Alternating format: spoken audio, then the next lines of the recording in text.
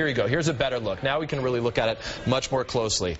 This appears to be a U.S. Airways plane that you can see. My colleague Tom Costello, who covers aviation for us, is joining me right now from Washington, D.C. And Tom, what have you been able to gather in terms of new information? Peter, I've got a call into the FAA. They don't have anything immediate, but that's because this is breaking as we speak. It looks to me like you're looking at a regional jet, and this is really one of the mainstays of U.S. Airways as they fly into and out of New York.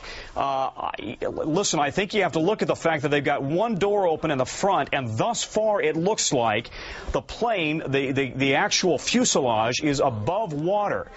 You've got to right now be worried about the people inside, if there are people inside, and exposure to that very frigid water in Hudson Bay. You see there, it looks to me like you've got New York City Fire Department boats that are right alongside that plane, but that certainly looks like a regional jet to me. They're made by both Bombardier and also by Embraer. They can carry anywhere from 75 to 150, depending on the size. I'm not sure what size this one is, but it is a mainstay of operations going into and out of LaGuardia Airport. LaGuardia is U.S. Airways' hub in New York City, and this is exactly the plane that they fly into and out of the entire Northeast corridor from Boston down to D.C., might also be extending out into Philadelphia and Vermont, elsewhere.